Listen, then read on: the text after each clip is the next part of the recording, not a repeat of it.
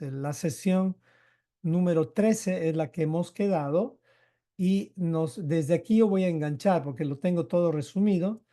Nos hemos quedado en esta sesión y vamos a enganchar desde el capítulo 1 del Apocalipsis porque solamente hemos avanzado 5 capítulos. Lo hemos hecho muy lento, pero hoy hablando con mi esposa hemos dicho vamos a aumentarle un poquito el ritmo porque ya hemos pasado la parte fuerte del Apocalipsis en cuanto a lo que queríamos que conozcan. Ahora vamos a entrar ya a partes que hasta dan miedo. Y no vamos a entrar mucho a eso porque ni los mejores intérpretes de la Biblia han llegado a conclusiones iguales en todo lo que vamos a ir viendo. O sea que nosotros cuando les estamos enseñando no decimos que esa es la interpretación correcta. De pronto tú vas a encontrar otras cosas más que pueden complementar. Pero una cosa sí te aseguro es que esto por lo menos te va a guiar un poquito a la verdad. Ok, y de pronto no es la verdad completa, por lo tanto sí es necesario que complementes con otros estudios más.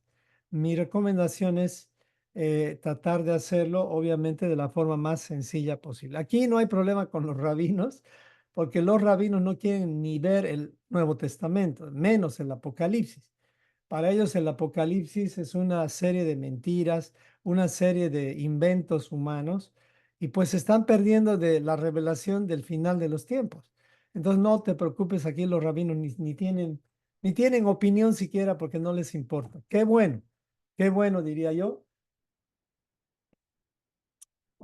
porque a veces la opinión de ellos te lleva a profundidades que te hacen perder el hilo, te meten a cábala, te meten a un montón de cosas que no les recomiendo. A propósito de eso, si usted está curioseando lo que es cábala y cosas así, o sabiduría y un montón de cosas, mi recomendación es tenga cuidado.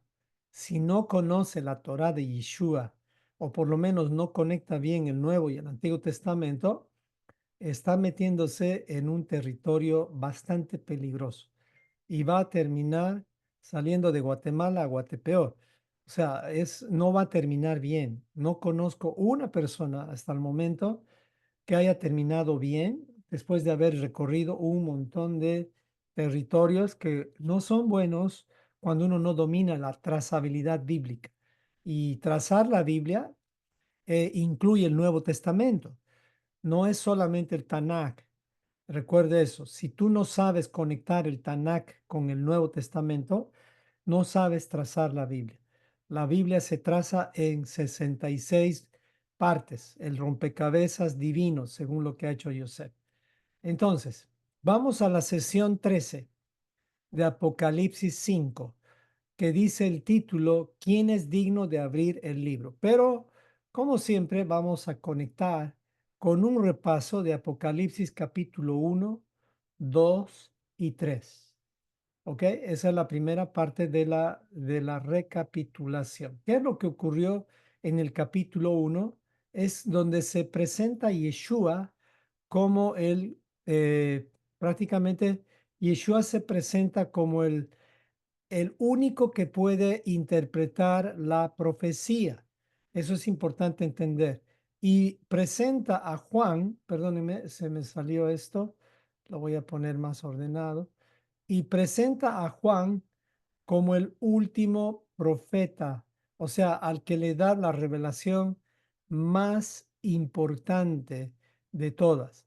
Entonces es aquí donde Jesucristo nos revela lo central de lo que es la palabra profética de los últimos tiempos, es decir, lo que va a ocurrir después de su presentación. Es muy importante entender que él se presenta eh, como, él presenta el libro como la revelación de Jesucristo. O sea, es la última palabra que nosotros tenemos que considerar para entender los tiempos. Es como ver la película, la parte final, ¿ok? Entonces, si lo pueden ver aquí, inmediatamente comienza el capítulo 1 con un mensaje a las 7 iglesias. Las 7 iglesias representan la totalidad del carácter de las personas Eso habíamos aclarado. Muchos tienen una interpretación como que estas iglesias son una proyección cronológica. Es válido eso, pero tú lo puedes ver también como que la iglesia es una persona. Entonces, cada una de estas iglesias o personas seguramente va a identificarte a ti. En otras palabras, yo me identifico con las 7 en algunas áreas de mi vida, pero quiero ser Esmirna o Filadelfia. Esa es mi meta. Entonces ya sé cómo quiero ser. Quiero ser como Filadelfia. No quiero ser como Sardis. No quiero ser como Tiatira, menos como la Odisea. Entonces, estas 7 iglesias también lo puedes interpretar como 7 personalidades, es decir, 7 formas de comportamiento de la iglesia. La primera es una iglesia que está en el capítulo 2 del 1 al 7, dice que esta iglesia, la exhortación dice que perdió su primer amor por la verdad de Dios ni por su pueblo. O sea, perdió su primer amor, que tiene que ver con la verdad de Dios, ni por su pueblo. Sé celoso y empático, pero no seas egoísta. ¿Qué es el primer amor? El primer amor tiene que ver con tu experiencia inicial con la palabra de Dios o con la Torah de Yeshua. Es cuando te has enamorado y has abierto tus ojos y has dicho, esto es lo que debo seguir. Y en ese primer amor está el calostro, está la esencia de todo. Entonces, nunca perdamos esta relación que tenemos con la Torah de Yeshua. Si perdemos eso, nos vamos a volver profesionales del Evangelio. Y eso es lo que le ocurrió a Efeso. Se convirtió en justamente como, vamos a decir, alguien que creía que conocía todo, pero en realidad estaba rodeado de mucha tibieza. Y dentro de esa tibieza estaba el culto oriental que hacía que ellos mismos se conviertan a ellos. Sus deidades eran Artemisa y Diana de los romanos. Entonces había una mezcla en Efeso. Tal fue que al mezclarse con todo el entorno de su ambiente, perdieron su primer amor. Entonces, ¿cómo es que se pierde el primer amor? A causa de entibiarte, de mezclarte con las demás culturas, las demás doctrinas. Tengamos cuidado. ¿Y cómo se mantiene el primer amor? En el primer amor existe algo que se llama santificación. La santificación tiene que ver con vivir una vida en algún punto separada. Digo en algún punto porque no es una vida completamente separada de la Tierra, porque si no tendríamos que irnos a vivir a Marte o a la Luna. Es una vida en la cual estás separado en por lo menos 3 cosas, si es que quieres entender a qué me refiero con la separación. Estás separado en cuanto a la cultura. O sea, tú ya no perteneces, por ejemplo, en Estados Unidos la cultura promueve el Halloween. O sea, yo no puedo ya mezclarme con el Halloween. No sé si saben lo que es el Halloween. O sea, es una celebración de muerte. Entonces yo ya no promuevo la muerte, promuevo la vida. Por lo tanto, aunque mis parientes, mis hermanos, todos los que amo, incluso mis hijos, si yo ya estoy en Torah, promuevan el tema de Halloween, yo no puedo mezclarme en eso, porque si no voy a perder mi primer amor. Eso es un punto, la cultura.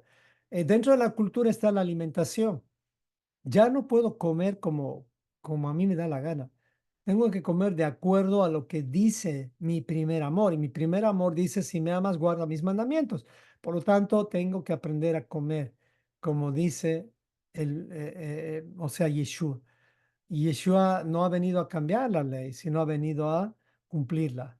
Entonces, también tengo que cumplir con el calendario. Ya no puedo seguir el calendario grecorromano, tengo que seguir el calendario bíblico. Entonces, esa separación es la que estoy hablando, que no es una separación en la cual te vas a vivir a la luna, sino aprendes a vivir la cultura del reino dentro de la cultura humanista o dentro de la cultura grecorromana. Si no aprendes a hacer eso, tarde o temprano vas a perder tu primer amor porque te vas a dejar influenciar. Y no es fácil no ser influenciado cuando uno no tiene bien claro que debes regresar o hacer teshuvá a tu primer amor todos los días. Eso es teshuvá también, volver al primer amor, volver a la inocencia con la cual estabas creyéndole al Señor todo lo que Él te decía. Y eso es lo que queremos. Bueno, creo que si hablo así tanto voy a tardar más, entonces rápidamente voy a tratar de hacerlo más corto. Esmirna es una iglesia que no fue exhortada con mucha dureza.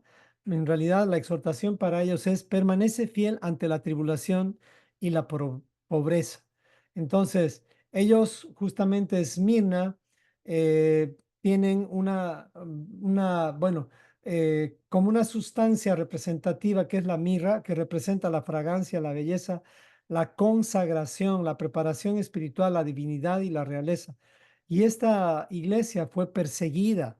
Entonces, la recomendación de la profecía bíblica para ellos fue manténganse firmes, fieles dentro de la tribulación. O sea, no es que escapen, manténganse fieles, no caigan, que su fuerza no disminuya, sino más bien que la persecución los fortalezca. Vamos con Pérgamo, que es otra de las iglesias o personalidades, porque te va a ocurrir, tú vas a tener la situación de Esmirna, la situación de Efeso. Pérgamo tiene que ver con, primero, monógamo significa casado una vez, bígamo es casado dos veces, polígamo es casado varias veces. Pérgamo es lo que está ocurriendo ahora con la ideología de género, es un matrimonio mixto o casado con la mezcla. Es un matrimonio entre tres, es un matrimonio con fecha de vencimiento como hay en Europa. Cosas absurdas. Pérgamo representa todo esto. Entonces, la recomendación, la exhortación para los de Pérgamo, porque había un remanente en Pérgamo, es resistan esta influencia de la mezcla hasta la muerte si es necesario. Entonces, esta personalidad hace que tú no tengas excusas frente a todo lo que ves en el mundo. Está de cabeza el mundo. Tenemos que nosotros tener cuidado. Tiatira, que es otra exhortación, otra iglesia, perdón, que también representa un mal comportamiento, porque esta iglesia eh, tenía prácticamente idolatría al máximo. Y aquí es donde se toleraba a Jezabel como justamente una de sus ídolos más grandes. Y dentro de sus ídolos también estaba María como la madre de Dios. Aquí ya puedes ver claramente la herencia de Babilonia, la herencia de la Iglesia Católica, que nos ha dejado prácticamente un matriarcado, y esto lo quiero decir en pantalla, que ha hecho mucho daño y sigue haciendo daño, especialmente a los hijos varones, lamentablemente a los hijos varones, y obviamente como consecuencia a las mujercitas. ¿Qué es lo que hace el matriarcado? El matriarcado tiene una figura muy importante que tenemos que tener cuidado, y esto es Teatira.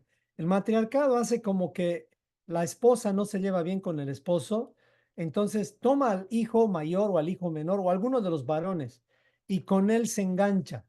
A él lo adula, con él confía, con él hace cosas. Y a través de él, o sea, se refugia en él y ataca a los demás. Lamentablemente el matriarcado siempre se va a apoyar de un títere o de un hombre, vamos a decir. Y lamentablemente el matriarcado no se lleva bien con las mujeres. Es más, se rechazan entre las mismas mujeres. ¿Cuántos casos hay así? Y incluso en Torá, incluso en los ambientes mesiánicos, porque el matriarcado tiene ese espíritu de Jezabel. Entonces tenemos que tener cuidado también con esto que está en el capítulo 2, versículos 18 al 29. ¿Ok? Luego viene Sardis, que es otra de las iglesias que también ha sido exhortada. Esto está en el capítulo 3. Eh, Sin embargo, en Sardis había un remanente. Aquellos que salieron, o sea, el remanente, representan justamente lo que ha prevalecido después de la influencia que tenía prácticamente, vamos a decir, una contaminación de doctrinas también que no tienen nada que ver con lo que es la doctrina de la Torá. Entonces a ellos les dice, permanece celoso y puro en tu modo de proceder y no te contamines contigo mismo. En otras palabras, el problema con Sardis era la actitud complaciente de las personas. Por eso que me gusta identificarme dentro de estas iglesias a mí mismo. Y uno de los consejos que he dado, y siempre lo doy, es cuídate de ti mismo y de Satanás, en ese orden. O sea, tú eres más peligroso que Satanás para ti mismo, porque tu ego vive dentro de ti. Satanás, en cambio, primero que no es omnipresente, él no puede estar en todas partes, entonces él no te va a influenciar tanto, pero apenas pueda, te va a engañar con el sistema que ha creado en el planeta, porque es un sistema. Como no puede estar en todas partes, Satanás lo que ha hecho es crear un sistema. Es como una Matrix, como no sé si vieron la película de Matrix. Es como una computadora en la cual vivimos donde todo tiende a ser anti-Torah. Entonces es un sistema, él no está presente en todas partes, pero ha creado un sistema que te influencia tanto así que cualquier cosa que hagas va en contra de la Torah. Por lo tanto, ten cuidado de ti mismo y también de Satanás, o sea, de su sistema. Pero el más peligroso no es Satanás. El más peligroso somos nosotros mismos, porque ahí no hay excusas. Entonces somos nosotros los que tenemos que dejar las influencias que tuvo Sardis y ser celosos en nuestro modo de proceder. Bueno, Filadelfia, que es la iglesia a la cual queremos pertenecer todos, Filadelfia mantuvo su amor fraternal, es decir, ellos no eran los solitarios. Fraternal también quiere decir como estar unos con otros, acompañados. Aunque no eran muchos, no era una iglesia grande, eran familias. Filadelfia habla de familias que estaban unidas, más que de congregaciones. En otras palabras, tú no puedes hacer Filadelfia en una congregación. Tú tienes que hacer Filadelfia en una familia. Y si se unen varias familias, pues eso es una bonita Filadelfia.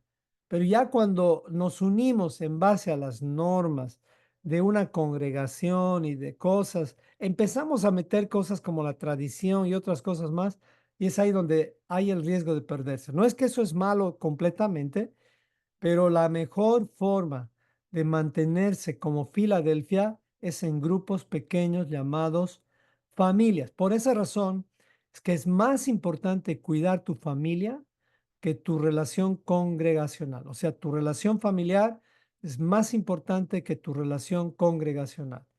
O sea, ahorita prepárate 180, no es tan importante como tu casa. ¿Me explico? Y no te digo que ahora por causa de eso no asistas a la congregación que tenemos en internet, sino que tengas el orden de cuidar tu casa, tu segundo templo. Recuerden, hay tres templos, siempre hemos enseñado eso. El primer templo es tu vida privada, tu cuerpo. Tú eres el templo de Dios. Primer templo. Segundo templo es justamente tu Filadelfia. O sea, ese es el lugar donde, aunque no es grande, ese es el único territorio donde tú puedes de alguna forma influenciar, especialmente hasta que desde niños, ¿no? Ese es tu segundo templo. El tercer templo es el templo público, donde ya estamos reunidos con más personas. ¿Ok? Estamos con el repaso todavía. Y el último, que es la iglesia tibia, escapemos de esta iglesia, la Odisea. Apocalipsis capítulo 3, versículo 14 al 22. Esta iglesia es la iglesia que no se ha definido. Directamente ellos han decidido tener una actitud de tibieza porque sus objetivos son agradar a todos. Y agradar a todos es el peor camino que podemos escoger. Ellos son los que promueven los derechos humanos, ellos son los que promueven la ideología de género, son prácticamente creyentes que están abiertos a todo, a todo. ¿Y sabía usted que hay creyentes así? Hay creyentes que dicen conocer a Dios y pueden estar de acuerdo con el aborto, Eso no tiene sentido. ¿Y cómo están las iglesias en general ahorita? Así, están abiertas a todo tipo de movimiento, a todo tipo de movimiento. Son iglesias grandes, generalmente, congregaciones enormes, que lo que hacen es generar creyentes tibios. Y los creyentes tibios, dice la Biblia, no pertenecen al cuerpo. En palabras vulgares, van a ser vomitados. Eso dice justamente a la Odisea,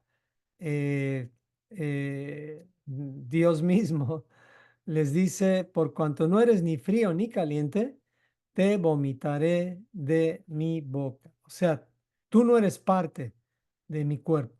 Qué duro es que te diga eso Dios. Ay, ay, ay, qué duro es que el Señor mismo te diga, tú no eres parte de mi cuerpo. El vomitar es una forma de echarte del cuerpo. Así que huyamos de la actitud de ser tibios y definámonos en la Torah de Yeshua. Salgamos de Babilonia. Este es el resumen del capítulo 1, 2 y 3. El capítulo 4 de Apocalipsis ya nos habla de la presentación del trono celestial. Usted lo puede ver, ahí es donde se presenta el trono celestial, se ve el orden que hay, la jerarquía que hay en el reino. Recuerde usted eso, hay una jerarquía. Entonces, es aquí donde todo mundo, los ancianos, los niños van a decir, santo, santo, santo. Eso es lo que le van a decir al Cordero, eso es lo que le van a decir a través del Cordero al Padre. Pero hay esa jerarquía donde el Padre está sentado en el trono y el Hijo está en el lado derecho o la diestra del Padre, el lado de ejecución de todas las órdenes o instrucciones del Padre.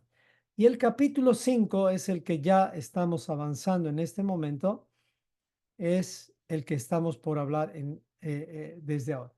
Entonces, estaríamos entrando ya directamente al capítulo 5 de Apocalipsis 5.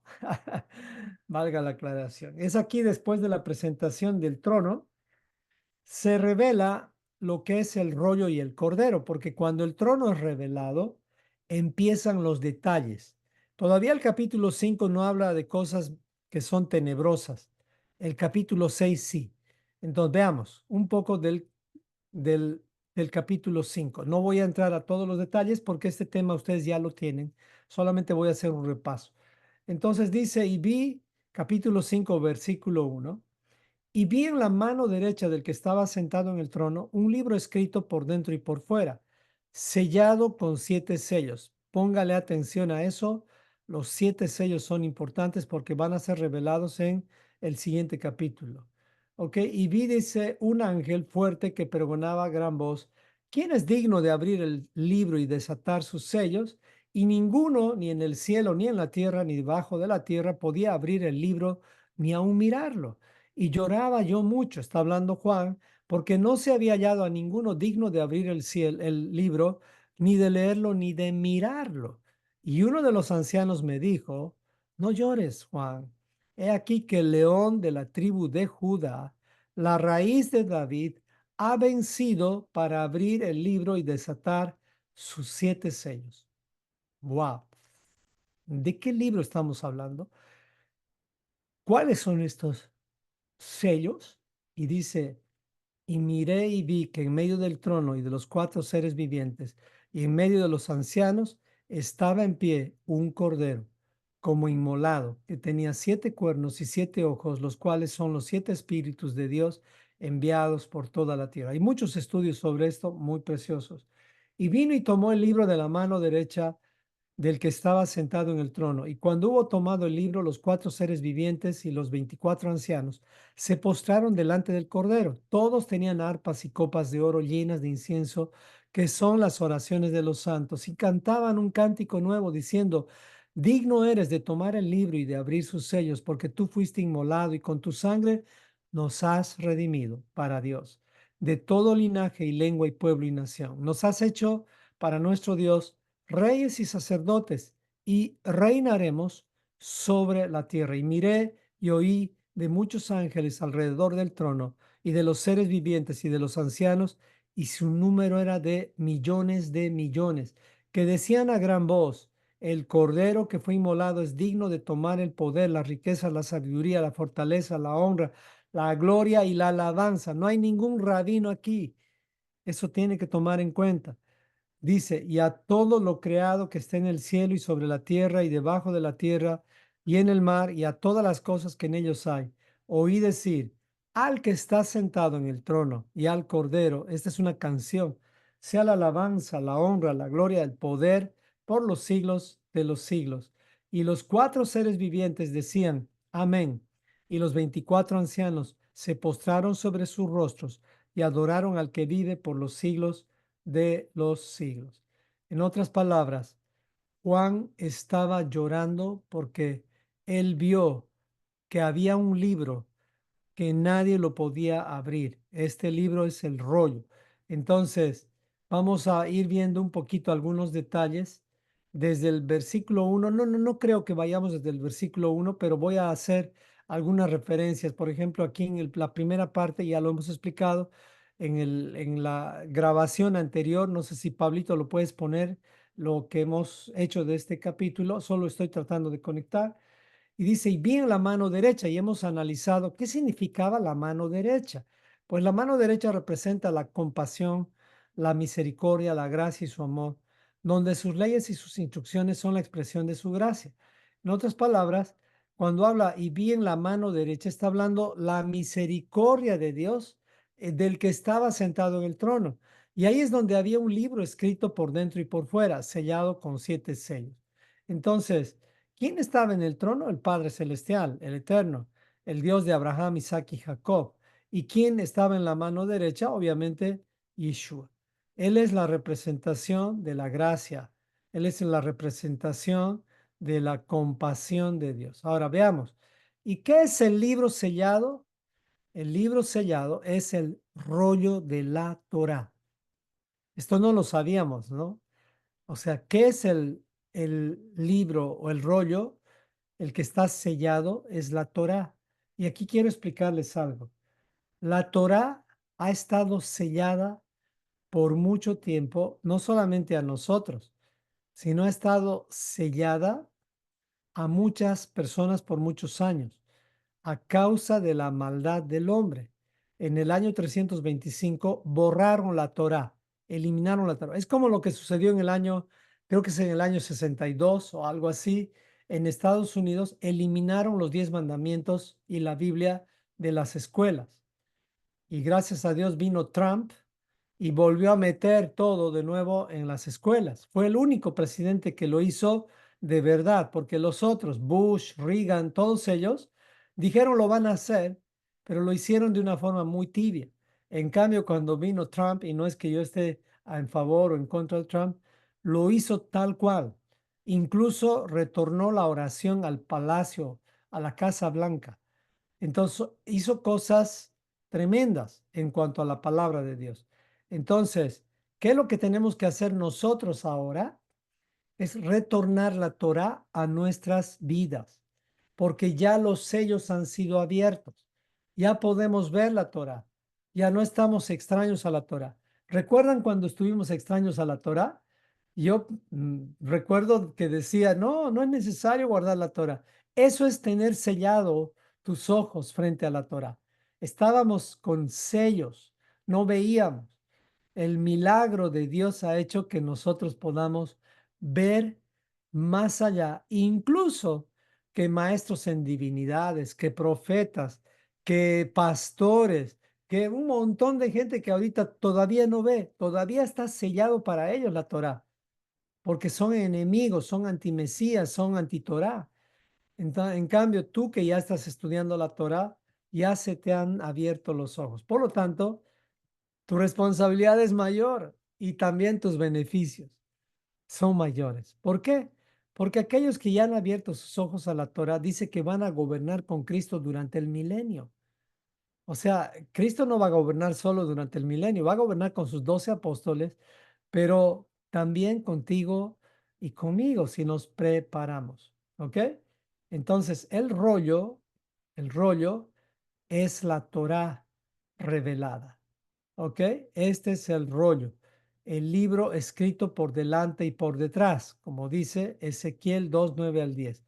Lo puedes ver tomándole fotos, perdónenme que no estoy yendo al detalle, pero sí voy a poner las fotos y Pablo va a poner el repaso de este mismo tema. ¿Ok? Bueno, entonces concluimos con que este libro sellado es los primeros 5 libros de la Biblia, lo que tanto ha rechazado la religión. Entonces, eso es importante entender. Ok. Ahora, ¿qué son los sellos? Vamos al siguiente punto. Ya sabemos que el rollo es la Torá. ¿Qué son los sellos? Un sello en un libro tiene que ver con que no puedas comprender lo que dice ese libro o lo que dice el mensaje de ese libro. Es un sello en el rollo, es un sello en los libros. ¿Qué cosas no podíamos ver antes de que se nos abran los sellos? Pues muchísimas. Una de esas cosas tiene que ver con las festividades bíblicas. Nosotros no podíamos ver las festividades bíblicas. Entonces, estos 7 sellos están desvelando cosas importantes como, por ejemplo, lo que ahora podemos ver. Antes no podías ver Pesaj, veías Easter. A ver, recuerden, veías los huevos, veías que los conejos ponían huevos. Eso es algo absurdo además. No veías Pesaj, veías Easter. Easter en Estados Unidos es como ¿cómo se dice? La Pascua en español, pero aquí Easter ya es un nombre tan descarado, tan sinvergüenza, que lo manejamos los pastores en un sentido tan natural que ya ni temor tenemos de llamarle Easter a Pesaj. Luego viene panes sin levadura, que es otra de las cosas que se nos ha abierto los ojos. Primicias, Shavuot, Yom Teruah, Yom Kippur, Sukkot. ¿Y qué hacen estas 7 cosas? Pues nos revelan el plan de Dios para la salvación. Desde Pesaj, continuando con los panes sin levadura, la entrega de las primicias, Shavuot, la entrega de la Torá, Teruah, la segunda venida de Yeshua, Yom Kippur, el juicio, y Sukkot, las bodas. Todo esto no veíamos porque estaban sellados para nosotros. Los sellos representan más cosas, no es lo único. Hay muchas más cosas que todavía no vemos. No crean que ahorita ya vemos todo lo que la Torah pueda revelar. No, mis amados hermanos. Hay muchas cosas que ahorita todavía no las podemos comprender. ¿Por qué razón? Pues porque el Señor las tiene escondidas. Tal vez es que sería mucha información para nosotros y que no nos pase lo que a Pablo le pasó. A Pablo se lo llevó al tercer cielo, se le mostró demasiado. Y a causa de eso es que era necesario que él tenga un límite, un aguijón en la carne. Entonces creo que no queremos más aguijones de los que ya tenemos. Por lo menos yo ya tengo uno bien clavado. No lo quiero tener en mi vida. Ya le pedí al Señor que me lo quite y me lo quite y seguimos orando. Hasta ustedes han orado. Y pues no me lo quita, me lo está graduando, estoy aprendiendo a vivir con este aguijón, pero sí quisiera que me lo quite. De todas formas, este aguijón me ha ayudado a no perder el tiempo, a tener más cuidado con la vida y la muerte, a respetar más la fragilidad del cuerpo humano. A veces no nos damos cuenta, jovencitos especialmente, pensamos que somos de hierro. Y les digo, hoy podría terminarse esa historia en tu vida y porque de pronto mañana sales y algún irresponsable que está texteando te hace daño y te choca. Entonces ya se acabó el hombre de hierro que te creías. Entonces es bueno no escupir arriba, sino más bien aprender de aquellos que estamos pasando por aguijones fuertes y darnos cuenta que a ti también te podría pasar. Entonces da gracias a Dios que eso no te está pasando y les cuento ahorita como testimonio. Yo estoy ahorita con un cuerpito débil, tengo una pierna que a momentos me gustaría cortármela, así les digo, porque no funciona. La pierna izquierda, la tengo, la muevo y me duele. Me echo en la cama y me duele. O sea, es una pierna que ahorita no está trabajando, necesito un bastón, necesito algo para apoyarme. Amo mi pierna, pero a veces la quiero, la quiero sacar, pero sé que es importante mi pierna, pero les digo a ese nivel, ¿no? O sea, digo, "Ey, ¿para qué esta pierna? Imagínense si no la tuviera, o sea, apenas se recupere me va a ayudar a sostenerme, pero llega un punto en el cual a veces partes de nuestro cuerpo se convierten en estorbos. ¿Me entienden? Porque eso está ocurriendo en mi caso ahorita. Estoy caminando como un viejito de 90 años. O sea, ahorita no me ven caminando porque estoy sentado. Entonces digo, Señor, a veces me río de mí mismo y digo, ay, Señor, todas estas cosas que me van pasando y pues nos hemos acostumbrado en cierta forma, pero no quiero vivir así. Entonces trato de hacer cosas para recuperar mi pierna, pero ya me dijeron los doctores por qué es. Es un exceso de medicamentos que me dieron los doctores. Yo no sabía eso. La doctora me dice, usted ha tomado demasiados Neupogen, que es algo que hace para que se levanten mis plaquetas. Entonces, el exceso también aún de los medicamentos buenos, que no era quimioterapia, hace daño. Entonces ella me dijo, es un error nuestro, pero se le va a pasar. Lo bueno es que no es algo malo, pero sí, el dolor y la incomodidad va a durar unos días más. Wow, dije, esa es una posibilidad, me dice, a no ser que sea otra cosa. Bueno, entonces ella muy humilde, muy honesta, reconoció que fue un error médico. Entonces, miren, o sea, aún con los que te quieren cuidar, hay errores. Y si tú eres médico, seguramente has cometido algunos errores. No podríamos tirarle piedras a nadie. Si tú eres dentista, eres médico, eres ingeniero, has cometido errores.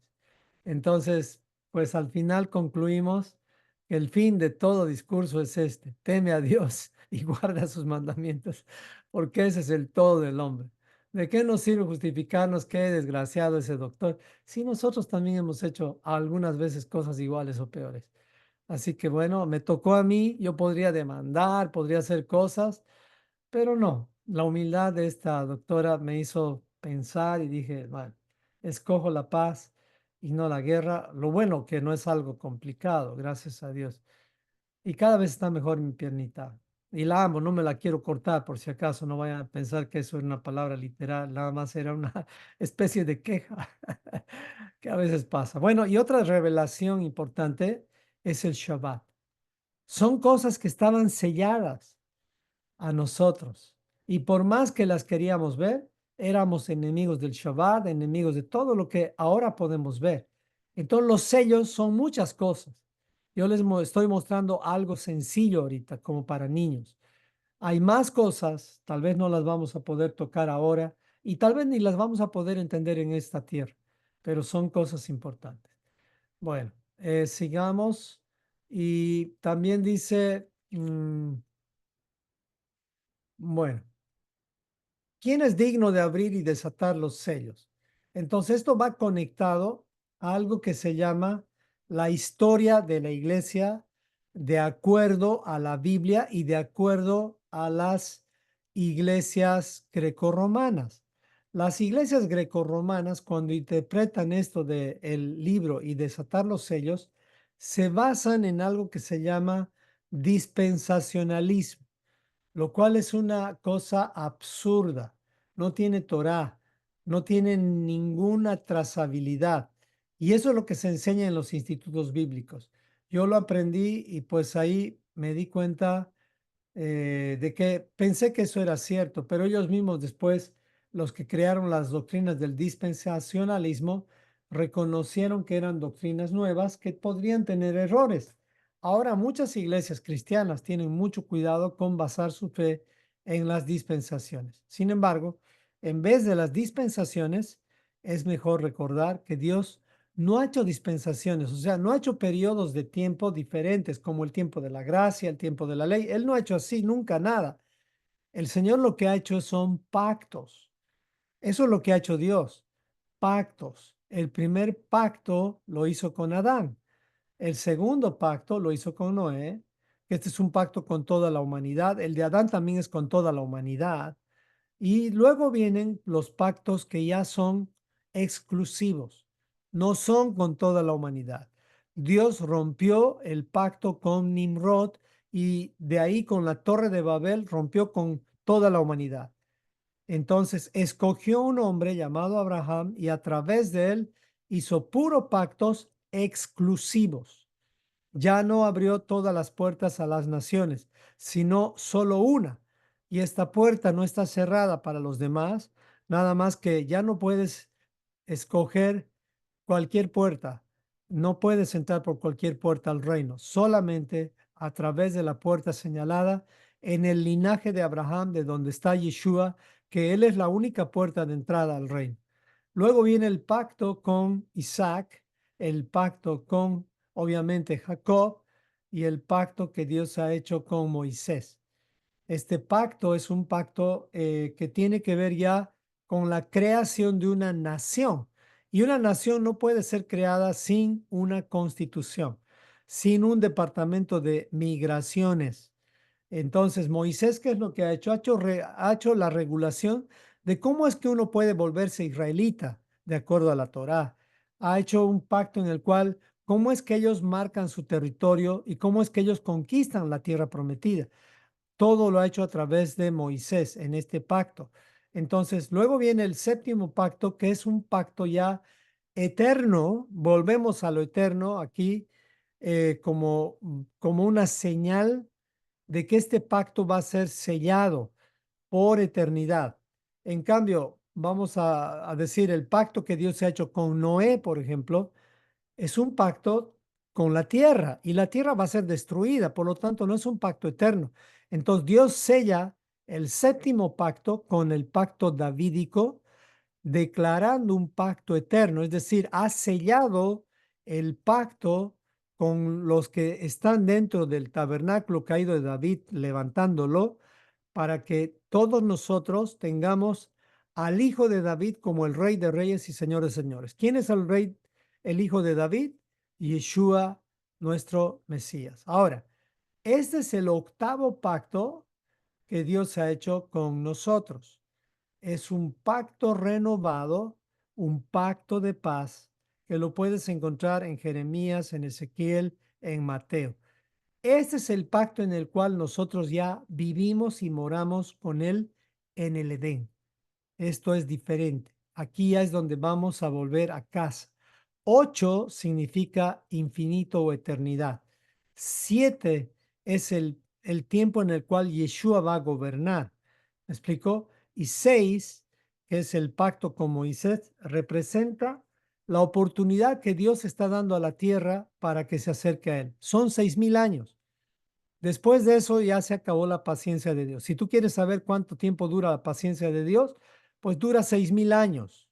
Sí, su paciencia es infinita, pero con la tierra Dios ha determinado solamente 6,000 años, porque el séptimo año o el milenio es el tiempo en el cual Yeshua va a gobernar. ¿Ok? Bueno, estamos repasando todavía el capítulo 1. Digo el capítulo 5. Seguimos, ya vamos terminando. Entonces, el único calificado era Yeshua, eso ya lo hemos dicho. Y ahora sí hablamos de lo que dice el versículo 6 al 12. Y decían, voy a leer el 12, el cordero que fue inmolado es digno de tomar el poder, la riqueza, la sabiduría, la fortaleza, la honra, la gloria y la alabanza. Aquí viene una revelación muy importante. Quien vino primero fue el Cordero, quien venció al ser inmolado, o sea, al ser maltratado, pero lo tenía que hacer porque había que pagar un precio. Entonces, cuando Yeshua vino, y recuerde bien esto, ¿qué es lo que entregó a su padre? ¿Alguien puede poner en el chat? A su padre le dijo, en tus manos encomiendo, ¿qué? A ver, estudiantes. ¿Qué le dijo a su padre? En tus manos encomiendo Encomiendo mi Mi espíritu. espíritu. mi espíritu. ¿Y qué hizo con su cuerpo? ¿A quién entregó su cuerpo? Pues su cuerpo lo entregó en lugar de tu cuerpo, en lugar de que tú pagues el precio de ser inmolado. Por esa razón, ninguno de nosotros tiene que golpearse el pecho con látigos y cosas así. Lo que tenemos que hacer es vivir en Yeshua, conectarnos a Él y darle gracias, porque Él pagó el precio más alto y más nos vale obedecerle a Él. Y como dice más de 18 veces la Biblia, si me amas, guarda mis mandamientos. Este es el Cordero de Dios que quita el pecado del mundo. Recuerden, antes de Yeshua, los corderos no quitaban el pecado. ¿Recuerdan ustedes eso? En Pesaj, el cordero cubría el pecado, cubría. Pero cuando vino Yeshua, se cambió la palabra cubrir por quitar. ¿Se dan cuenta de la diferencia? O sea, no hay otro cordero que podamos sacrificar porque ahora ya fue quitado el pecado, ya no fue cubierto. Todos los corderos que fueron sacrificados por los levitas eran para cubrir el pecado del padre, de los mismos levitas, de los hijos, pero ya Yeshua viene para quitar el pecado, dice del mundo, en un sentido de que todos tienen acceso a este beneficio, siempre y cuando ingresen por la puerta correcta. Ahora, ¿qué es lo que va a ocurrir después? Pues va a venir el león de la tribu de Judá. Esta es la revelación que va a ocurrir en Yom Teruah este año o el próximo o el próximo. Ya no va a ser un cordero, va a ser un león. Pero quien rechaza al cordero no va a poder, o sea, asimilar el nivel con el que viene el león, porque el león va a venir a poner orden en la tierra. Y es ahí donde va a temblar la tierra, lo cual cuenta Apocalipsis 6. ¿Ok? Ya estamos terminando. Y es aquí donde al final del 5, los cuatro seres vivientes, que los vamos a conocer más adelante, y los 24 ancianos se postraron sobre sus rostros y adoraron al que vive por los siglos de los siglos. O sea, todos sin excepción alguna adoraron a Yeshua. Y aquí la pregunta que algunas veces nos hemos hecho, ¿acaso se puede adorar a Yeshua? Pues sí. Sé que se dice la Biblia adorar a Dios. Si tú le dices a un judío, obviamente que no cree en Yeshua, si se puede adorar a alguien más, te va a decir que esto es idolatría. Pero en realidad, la adoración a Yeshua es como una especie de delegación que el Padre hace. Es como cuando tú estás alabando al hijo de alguien. ¿Cómo se siente el padre cuando tú estás alabando al hijo de alguien? El padre no quiere ya adoración, el padre está contento con que al hijo se lo alabe, con que al hijo se lo respete. No sé si se dan cuenta de eso. Y el padre no está celoso por eso. Eso es lo que tenemos que entender y no es idolatría, en realidad es jerarquía. Jerarquía quiere decir, has delegado al hijo y el hijo ha hecho tan buen trabajo que parecería ser el padre, pero no es el padre, es el hijo. Sin embargo, ha hecho un trabajo tan excelente que el padre se siente identificado con el hijo y el hijo con el padre, porque ambos, entre comillas, en cuanto a la ejecución del trabajo, son uno. Pero en cuanto a la jerarquía, el padre está en el trono y el hijo está en su diestra. Es el ejecutor. Entonces, aquí ya hay una confusión tremenda, una discusión en que si el Padre es Yeshua y Yeshua es el Padre. Bueno, ese tema no vamos a entrar hoy, pero nada más para entender la jerarquía del reino implica que hay un orden y al Padre no le da celos que el Hijo reciba honor, adoración, a él más bien le alegra. En mi caso, cuando mi hijo es premiado, a veces mi hijo me cuenta, y papá, me han ascendido al trabajo, y yo soy ingeniero también, mi hijo es ingeniero. Yo siento que ese ascenso yo me lo estoy ganando también, como si yo fuera mi hijo. ¿Me explico? Porque digamos, de alguna forma me veo en mi hijo como ingeniero, porque yo escogí ingeniería también y a veces le doy consejos de ingeniería a mi hijo y él me escucha y me dice, sí, esto tengo que hacer, estoy aprendiendo. Entonces, me siento tan identificado en algunas victorias y también en sus problemas o derrotas que trato de levantarle. Es como que cuando hay una derrota yo también me siento derrotado y cuando hay una victoria me siento en victoria. O sea, y no necesito estar yo ahí presente. Suficiente es con que Él me represente o con que Él haga su trabajo como debe ser. Es más o menos la idea entre el Padre y el Hijo. Por eso Yeshua decía, yo no he venido a hacer mi voluntad, lo que el Padre me dice, eso hago. Yo no he venido a hablar mi propia palabra, he venido a hablar la palabra del Padre. Hasta aquí hemos llegado, mis amados hermanos. Quería avanzar el siguiente, pero lo vamos a dejar para la siguiente semana, porque ya con esto hemos hecho una reconexión a Apocalipsis, capítulo del 1 al 5. Vamos a pedirle a mi esposita si puede poner su micrófono ahora y pues adelante, precioso. Amén. Gloria a Dios. Que a pesar de que nuevamente has sido pasado por fuego, tus neuronas están funcionando al 100.